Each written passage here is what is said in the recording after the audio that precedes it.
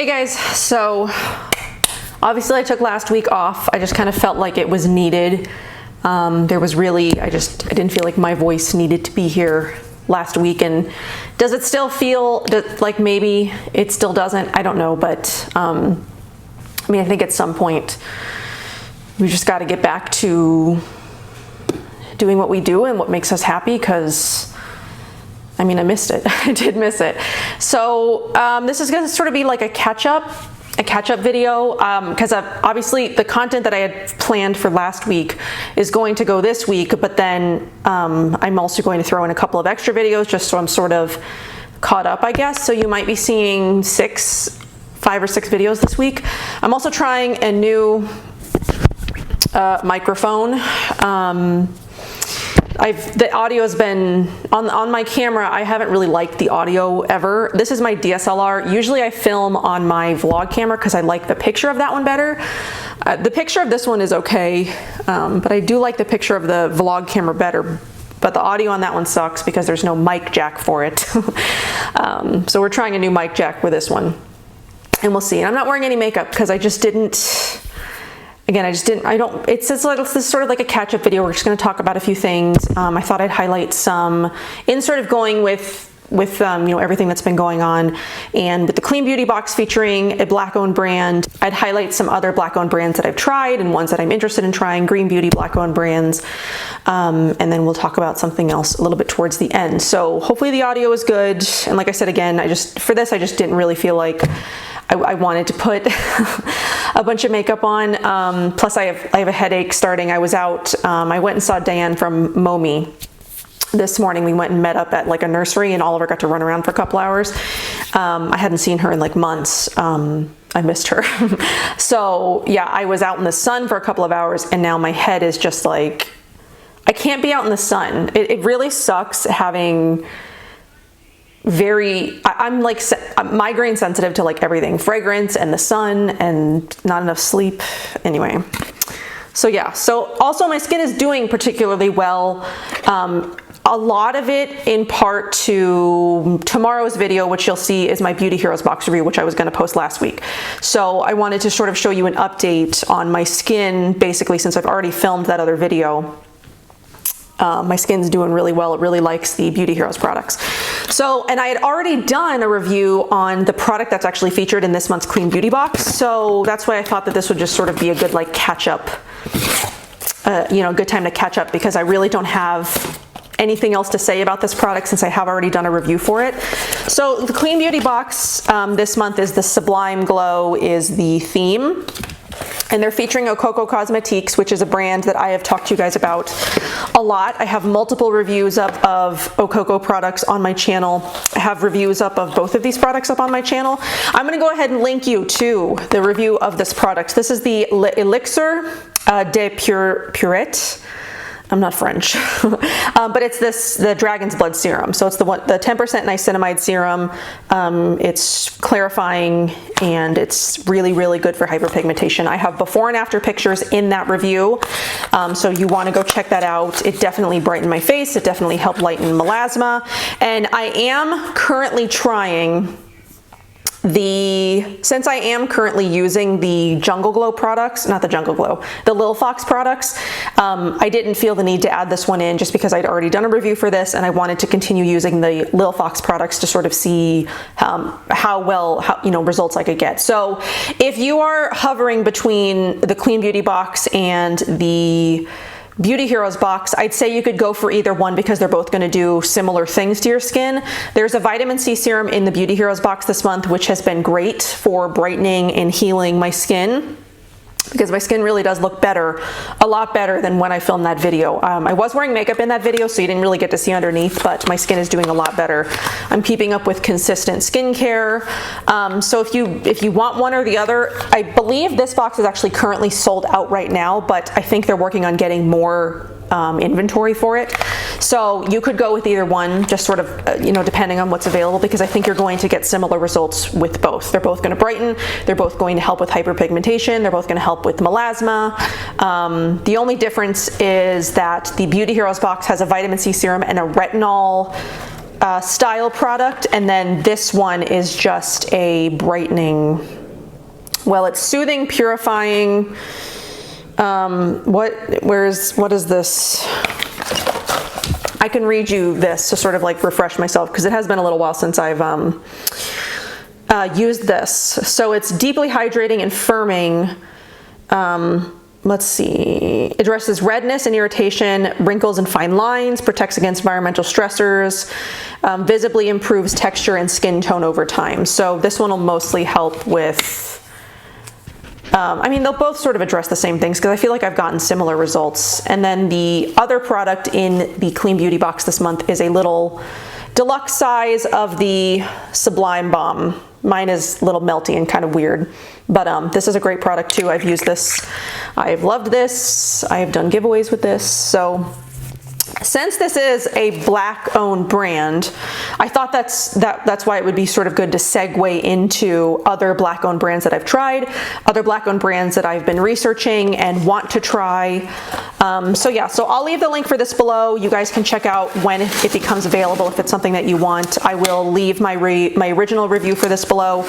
It has been a couple of years, but the results of it were fantastic. So yeah, I'm very happy to have another bottle of that. Anything that helps with the appearance of the skin, texture. I'm just making sure I don't have hair on my microphone because I don't want it to like brush up against it. Texture, brightening, melasma, things like that, anything like that I need. So let's talk about some other Black owned brands that I have tried. And then some other ones that are in the green beauty space that I'm excited to try. I'll go ahead and I'll leave a bunch of articles below of like other Black owned brands that aren't necessarily green beauty, because there's a lot less Black owned brands that do green beauty than do, you know, other kinds of, there's lots of other Black owned brands out there that aren't, you know, green beauty related. They're regular beauty related, like conventional beauty, and then there's, you know, arts and things. There's like other categories of I'm sorry, I probably shouldn't even be filming because my head hurts so bad, but I wanted to get a video up before, you know, the rest of my content goes up to sort of like, I don't know, just like catch up. So the ones, so Okoko is one that I've tried. Gold, which is a wellness. We've seen it in the Beauty Heroes box before. I'll leave pictures up of the brands that I'm talking about. But the Gold, you know, turmeric powders, we have seen those in Beauty Heroes before, and they've actually ventured into skincare now. They do have 2 masks, which I didn't know. So that's definitely something that I want to pick up, is trying the masks that they've got. Beneath Your Mask, which has been a Beauty Heroes feature as well. I love the, you know, the lip balm and the Heal, you know, the body butter that they've got.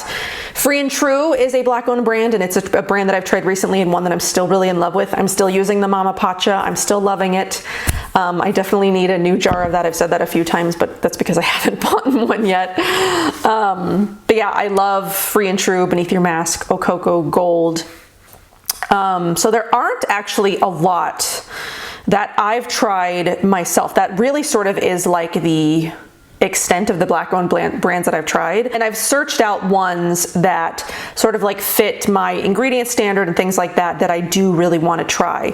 So this one is not necessarily one that I'm probably going to try, because I do use a menstrual cup and I'm totally happy with that. I really have no desire to go back to like pads or tampons or anything. But if you are someone who doesn't like using a cup, there is a brand called Honey Pot that does non-toxic tampons and pads and things like that. So I don't think they have a cup. I haven't looked into them too much, but it was one that I knew. I think they launched in Target. So yeah, if you're not into the cup, they do have non-toxic menstrual supplies, and it's a Black owned brand. There's also We the People, which is a safety razor. So, you know, one of the ones with the cartridge that you take in and out. I have wanted to look into getting like a safety razor like that. I'm just sort of like researching the different brands that there are, but if you want to buy one from a Black owned brand, there is We the People. I do also believe they have a shave oil, if I'm not mistaken. So that's another one that I'm definitely looking into. There's Briogeo, which is a hair care, which I didn't actually even know was Black owned brand. I mean, there's a lot of these that when I looked them up, I didn't know.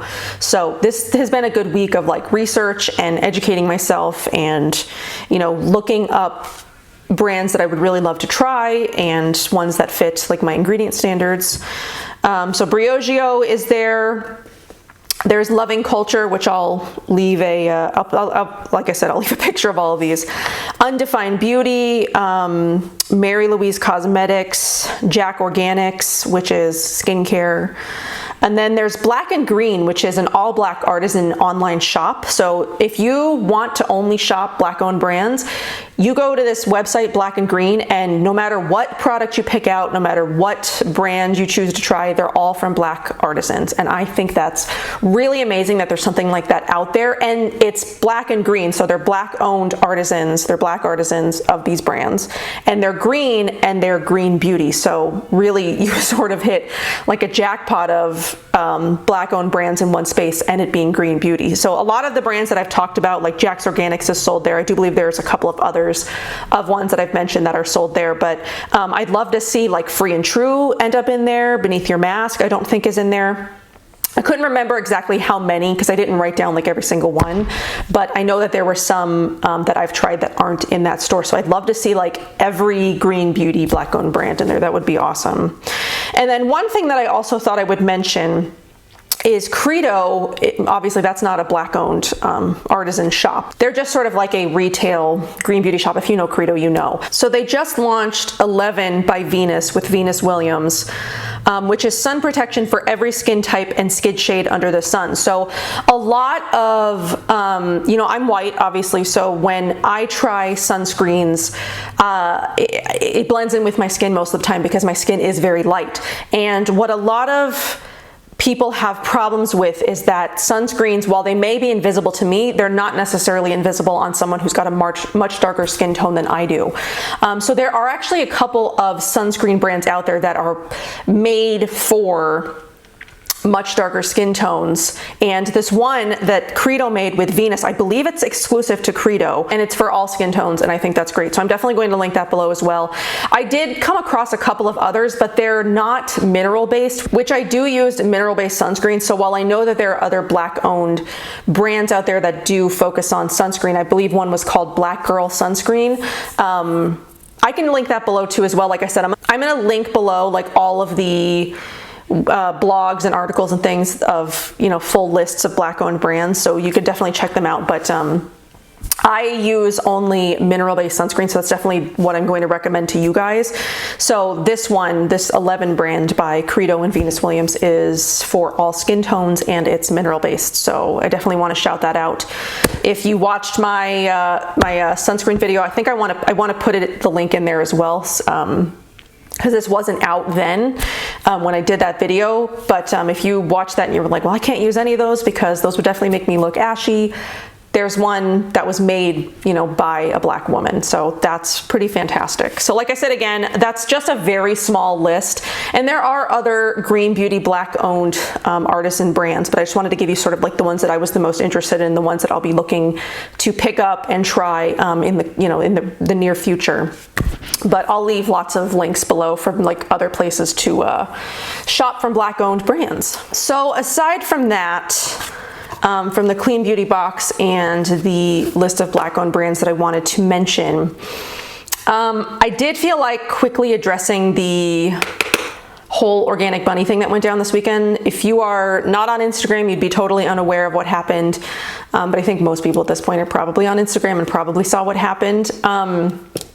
I don't really want to get into necessarily like how I feel about the situation, but there's some things that I guess I kind of want to say in regards to this, and it's in regards to the people who are sort of like defending her.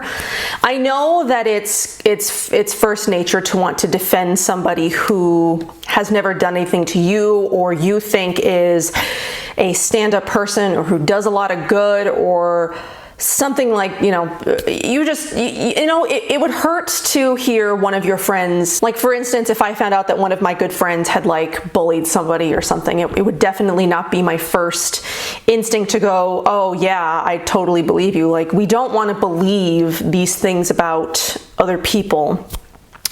But what I have such a problem with people defending her, like obviously you want to defend her, you've supported her, you can't believe that these things that you've heard about her are true, or you want to say like someone dug up tweets from 10 years ago or whatever, and that's not the person that she is now.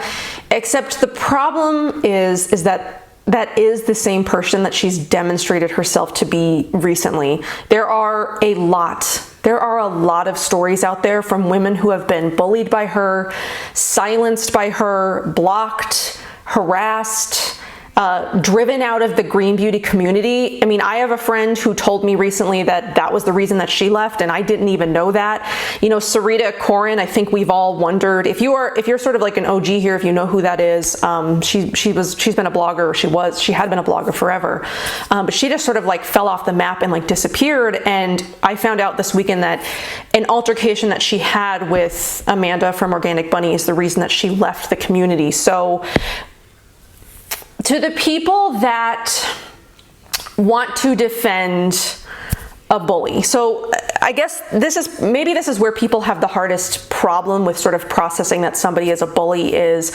it's not always apparent because these things aren't usually public. When someone is bullied on social media, it's usually behind the scenes. It's usually in DMs. It's usually in getting people that they, or like saying something to their followers and getting their followers to then bully this person. A lot of it is behind the scenes, and a lot of it's in DMs, unfortunately. So you might not see it because it's not present. And the reason that people are so hesitant to bring stuff like this forward is because they feel like their voice isn't going to be heard, or they feel like their voice isn't going to matter because they're going up against somebody who's got such a large internet presence and someone who has a lot of people who support them at their disposal to use when somebody attacks them, or when somebody accuses them. It's not even an attack. When somebody accuses them of harming them, mentally and emotionally by being bullied. There are hundreds of women that have come out in the last few days that have had experiences with this person that are in a negative, they've had a negative experience with this person. And not just she was mean to me, it was she bullied me, she silenced me. And when you defend someone, when there are lots and lots and lots of instances of this not just being an isolated incident, there's not one person out there who's saying, yeah, Amanda bullied me and she's a bad person. There are hundreds of people who have come forward with experiences with her. When you are defending the actions of somebody who there are lots of people saying that she has done these things to them, and you're defending it by saying, oh, she's a great person, she's vegan, she's cruelty-free, she has this dog rescue, that's not the kind of person that she is. I've only ever known her to be like a really kind person. That might be true for you. You might have never had a negative experience with her. I mean, like, personally, she never said anything mean to me, but I've witnessed her behavior. I've witnessed the way she talks to people. I've witnessed my friends being hurt by her and being quiet about it because they don't feel like they can come forward with it. When you defend that kind of action, when there are lots of people saying this happened to me, you are invalidating all of those people's experiences. You are basically saying you're wrong, this person is a wonderful person, what happened to you, I don't believe you. You're invalidating all of these people's experiences. And isn't that the problem that we have with a lot of stuff going on? I mean, people's feelings don't feel validated because of whatever. I mean, I don't know how to describe this in a way that's going to make sense, but I feel like you should understand. As somebody who has been bullied my entire life, there is nothing more hurtful than to see people defend and stand up for and ignore the actions that this person has done to another person. Like I've said, I've been bullied in this community, and I've been quiet about it too, because you are basically gaslighted into thinking that you did something wrong to make this person act in this way to you. And if you come out about it, you're the nasty person who's then attacking this other person. and nobody's going to believe you because this other person is so well loved in the community. My husband came in and I completely lost my train of thought, and I didn't want to talk about this for like this whole video. Like I didn't want this to be like this whole video, but I did want to address this. I don't want to talk about it over on Instagram. I do have such a problem with so many people defending what is well documented evidence that she is a bully and she has bullied people, and she has for a long time. This isn't new behavior. This is well documented old behavior that hasn't changed, and if anything, it's gotten more aggressive. So, I mean, I know that there are a lot of people hoping that she can change and, like, you know, thinking that she's going to change. The reality of the situation is that she didn't apologize to anybody. She didn't admit that she was wrong to anybody until her business was basically destroyed. She had no intention of changing her behavior up until she got called out for it. She had no intention. If anything, she would have just gotten more aggressive as her platform grew more. And I don't see her really doing the work to become a better person. Like, I have so much experience with bullies that these people don't change. They don't see that what they are doing is wrong. They don't see that they need to change anything. If anything, they think they're right and everybody else is wrong. I'm not optimistic, but I don't know. I mean, I guess I know that there are people who watch me who are supporters of her, and that's all that I wanted to say to you guys, is that the next time you go to defend her, just remember that when someone who has been bullied by her sees your comment defending her, you are making them feel invalidated. You are making them feel like they are wrong and that their feelings are being invalidated by people who haven't experienced this by her. So keep that in mind the next time you defend somebody who has come out or who has been exposed or something. And like I said, again, I've had experiences that I'm afraid to talk about still, because these are people in the community that are well liked by people, and people are going to be less likely to believe somebody. They call it jealousy, or you're just jealous of this person. No, this person hurt me and it's not okay. But I mean, I'm still afraid to name names or like mention anybody. And harassment and bullying are, I don't know, what's the line between harassment and bullying? I mean, there's not really one. I mean, bullying and harassing is basically the same thing. Seek harm, intimidate, or coerce, that's bullying. Harassment, aggressive pressure or intimidation. I mean, you could bully someone while harassing them. None of it's okay.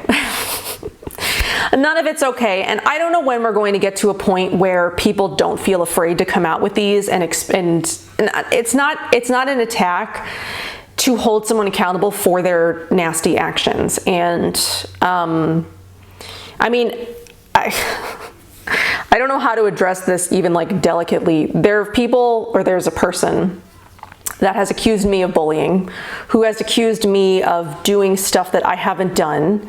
And it's hurtful to be on that side of it too, to know that you haven't done something that someone is saying that you did.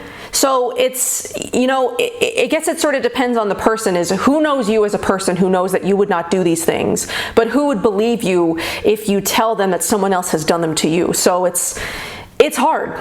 You know, it's hard. And, you know, being in that kind of position where I know that I have been talked about, mostly behind the scenes, I know that there are people and bloggers out there who have been told things about me that are not true, who believe them, and who have then told other people, and it's just become like it's like a spiral. So if you have ever, I mean, like, this isn't about me, but I just I might as well address this, or whatever. But if you've heard something about someone, I mean, maybe maybe think twice where that information is coming from, or maybe look at it and be like, that person, I mean, this is what I'm saying. It's hard. It's hard when someone says they've been bullied, but then you know that you haven't done it, or when you then say that someone has bullied you. The lines are just like, it just becomes a really sticky, tricky, nasty situation that you like can't get out of. How do you get out of something like that? Where you've been accused and where you're accusing, it's just like, I don't know. But the point is that if someone says, if lots of people have come out and said, hey, this happened to me, you're invalidating their feelings by saying, this person's a great person, this person would never do that. I don't know. It's really hard. I mean, like, especially talking about it like that, being on both sides of it, where you've been bullied, you've been accused of bullying. I'm not a bully. Plain and simple. I've been bullied my whole life. I am not a bully. And of course, everybody, you know, if you accuse someone of bullying, they're going to say, I'm not a bully. You know, the whole Caroline Hirons axiology thing, she doesn't think that she was bullying axiology, but we cannot allow these kinds of behaviors to be acceptable. Just because someone has a large platform doesn't mean being aggressive is okay. I think that's a problem, is like people become so big, their heads and their egos become so big that they think that their behavior, no matter what it is okay, because it's being validated by thousands, hundreds of thousands of people. It's never okay to cut down a brand because you think their wording is not the right choice, or it's not what you would do, or whatever. What Caroline Hirons did to axiology was bullying, and I watched her apology. She did an IGTV, or she did like a live, which she then posted to IGTV, where she, you know, went through all of the reasons why axiology is wrong and she's right, or whatever. Like, that was just in such bad taste. And you know what? I know that there are a lot of people out there who like Caroline Hirons as well. And like, of course, people are going to be like, she's not a bully, she's just telling it like it is. But like, at some point, the aggressiveness has to stop. It's not okay. Like, you can be challenging and you can question things without being a jerk, and without being a bully, and without being super aggressive. Like, do you know what I mean? Like, that's possible. But I don't know. Maybe we're not there yet as a society. We're not ready to not bully people. I don't know. But green beauty it's nasty, and it's vicious too. Like, the foundations of green beauty is supposed to be like compassion and cruelty-free and environmentalism, and, you know, just like, it's supposed to be, to me, I've talked about this before. It's just like it radiates all the things that I want to be good in the world, but there's a lot of toxicity in this space, and it goes back to people. There are a lot of toxic people in this space, and they do a good job of hiding it, or masking it, or making excuses for it, or other people make excuses for it.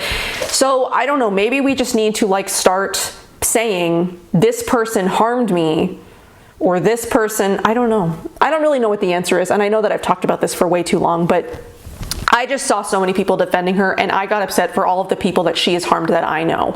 And it's not okay. It's not okay to just let somebody come on, you know, stories with their puffy eyes and be like, I'm sorry for all of it. You weren't sorry before.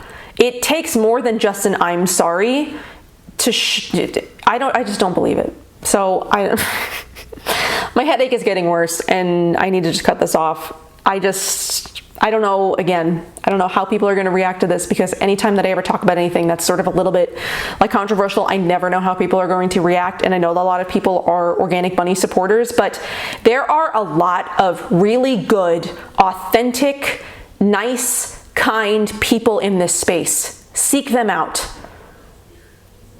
I mean, it's really not that hard to pick out the ones who are in this for money, or for fame, or for just observe people. It's not that hard to find the ones who are not in this for the right reasons. There are so many people in this space that are so toxic. I I don't know what else to say, except just really start to look at people and look at their behaviors and be like, is this the kind of energy that I want to bring into my life? And if Organic Bunny's energy is one that you don't think is wrong, I don't know, maybe you need to like examine yourself and your own energy and what you put out into the world and how people portray you maybe. I don't know. Because her behavior is not okay and there is no excuse for it. I don't care if it was tweets from 10 years ago or something she said to somebody a week ago. There's no in between. She has been that way forever. Anyway, I'm gonna go. I have talked enough. I have a lot of thoughts on people who bully. I have a lot of thoughts on bullying in general. This whole situation upset me, and it upset me for the people who had this happen to them and who were being told, this is crap, Amanda's a good person. Like, she hides it well with her lifestyle. She's done other things that are really of bad taste as well, but I'm not going to talk about those things because what's the point? The point is her behavior is unacceptable, first and foremost. So, yeah. I mean, this stuff works me up. This stuff works me up more than probably anything else because I've been on the other side of it my whole life. Starting from like 6th grade, 7th grade, 8th grade, 9th through 12th grade, college, green beauty space. I have been bullied through every one of those experiences of my life, and it is harmful, and you don't recover from it. You just become more and more traumatized. And maybe that's why I'm so messed up, is because I've just like never recovered from those things and they just keep happening. These traumatic things keep happening to me and I never get a chance to recover and become like a stronger person. Or like maybe I'm a stronger person because of it, because like I can handle it better now than I could, I don't know, maybe say like 5-10 years ago, but like people shouldn't have to keep experiencing this kind of behavior. You know what I mean? People shouldn't have to they shouldn't have to keep experiencing it, and it's traumatic, and it makes you feel like something's wrong with you. So think about those things before you defend somebody who's been accused of bullying next time, because your defending it is just as harmful as it actually happening. I'm gonna go, and tomorrow you will see me for my Beauty Heroes box review, which was filmed like a week and a half ago, so I will be in a much better mood. But yeah, I'll have some other stuff up this week as well. So I hope that this chat was helpful or enlightening, maybe if you've defended her, or maybe let you see another side of it of someone who's been bullied and who has these feelings. It's not okay. And yeah, so I'm gonna go. I will see you guys in my next one. Bye.